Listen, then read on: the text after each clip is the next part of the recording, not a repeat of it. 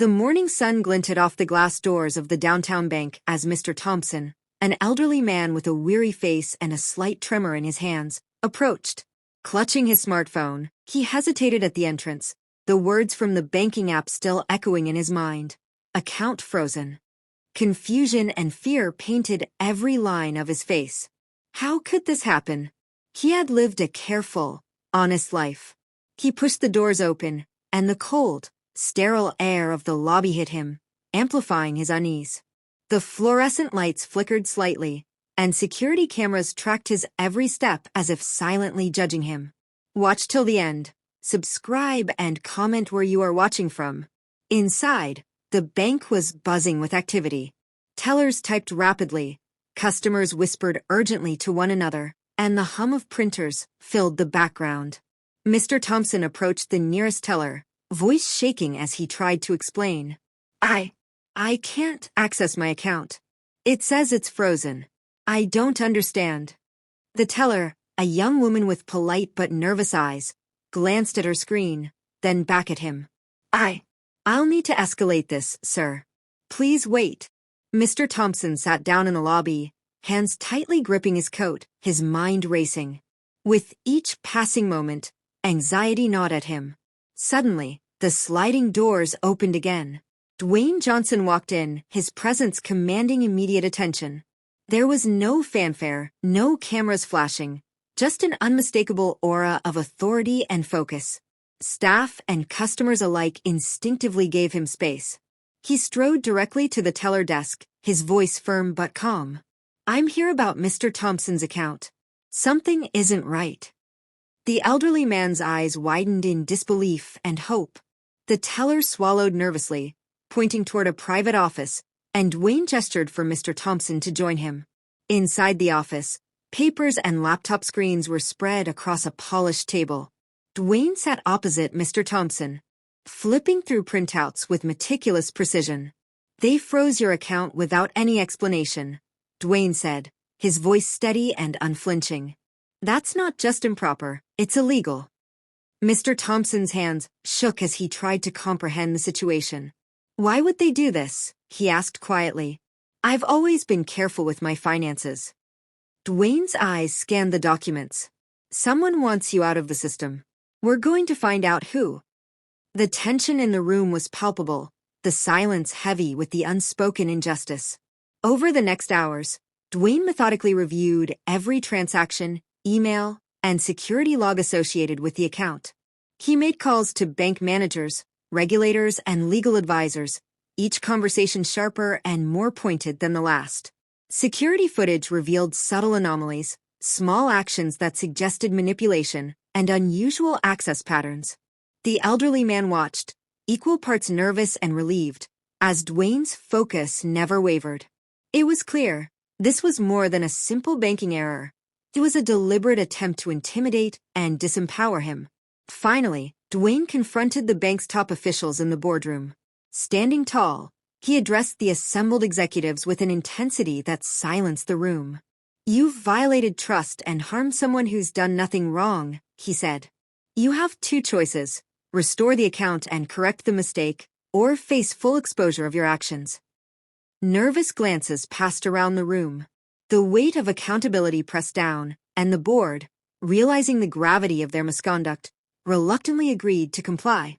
The following morning, Mr. Thompson returned to the bank. This time, his account was active, restored to its rightful balance. Relief washed over him, a fragile smile breaking across his face. Dwayne clapped him on the shoulder, a reassuring strength behind his grin. Nobody messes with people like you and gets away with it, he said. As Mr. Thompson walked away, a renewed sense of dignity restored, Dwayne strode into the sunlight outside the bank. Heroic, yet understated, he didn't need recognition. Justice, he believed, spoke louder than any applause. The faint murmur of applause slowly subsided, replaced by a heavy silence in the boardroom. Dwayne remained standing, his posture relaxed but eyes sharp, scanning the executives like a hawk. He didn't need words to convey authority. The room felt the weight of his presence. Mr. Thompson, sitting nearby, felt a mixture of relief and awe. For the first time in weeks, he sensed that the nightmare surrounding his frozen account was truly ending. Dwayne leaned slightly toward Mr. Thompson and spoke quietly, just enough for him to hear. This isn't over, not for the system, not for anyone who might get caught in their mistakes. But for now, you're safe. Mr. Thompson nodded, his throat tight, unable to find words. Gratitude swelled in him, but it was paired with a new awareness. Systems could fail, and power could be misused. But vigilance, courage, and someone willing to fight could restore balance. As they walked out of the bank together, the morning sunlight bathed the city streets. The hum of traffic and distant conversations felt oddly hopeful, almost celebratory. Dwayne's steps were steady and calm. His presence felt reassuring, like a protective shield around Mr. Thompson. People passing by noticed him, some offering curious glances, but he didn't flinch. He had a mission, and that mission had been accomplished, silently and efficiently. Outside, Mr. Thompson paused and turned toward Dwayne. I don't even know how to thank you. I feel like my life gets back. His voice cracked with emotion. Dwayne smiled faintly, placing a firm, supportive hand on his shoulder. You don't need to thank me, he said. People like you deserve protection, that's all. But remember this. Always stay aware, always ask questions. Systems only work if people hold them accountable. A gentle breeze stirred, rustling the leaves on the nearby trees, almost like nature itself was acknowledging the small victory.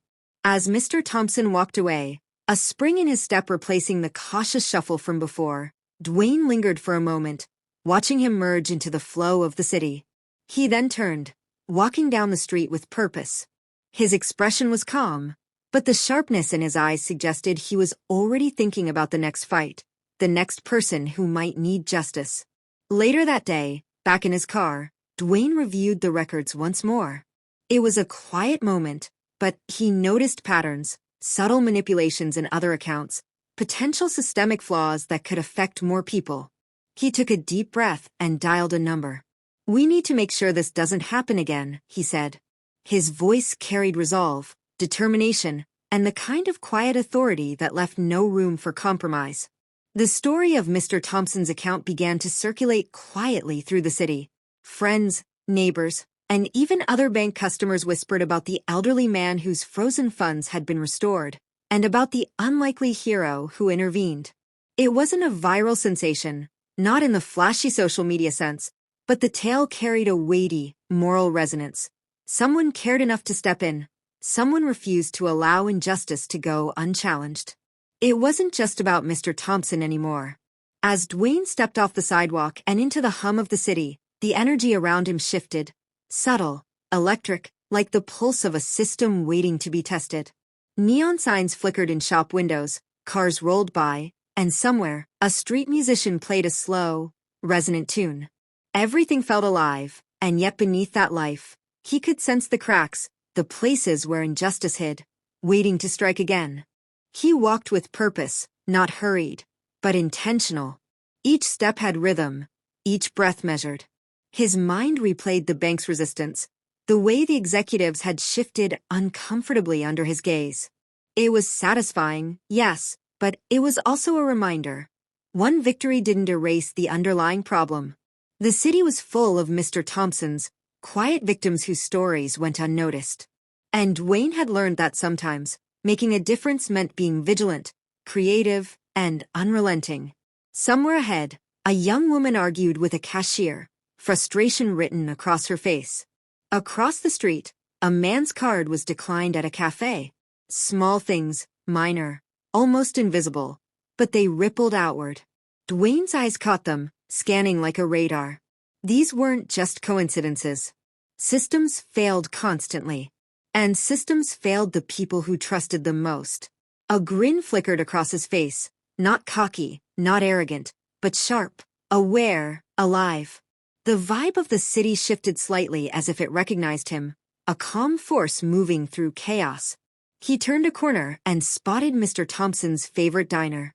Through the window, he could see the old man sipping coffee, chatting with a neighbor, shoulders a little straighter than before, eyes carrying a spark of newfound confidence. Small victories, Dwayne thought, matter most when they ripple quietly. No applause, no headlines, just people feeling a little safer, a little heard. Dwayne stepped into the diner. The smell of coffee and warm bread hit him instantly. Mr. Thompson's eyes widened in recognition, a smile tugging at the corners of his lips.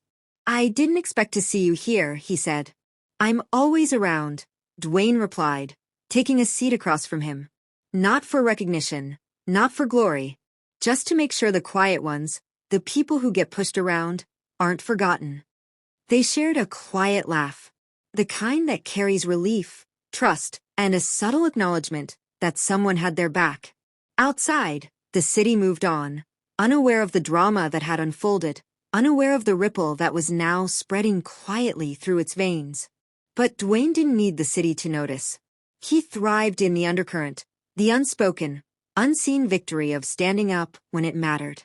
The diner's neon sign buzzed softly. Dwayne glanced at it, then out the window at the city skyline glowing in the dusk.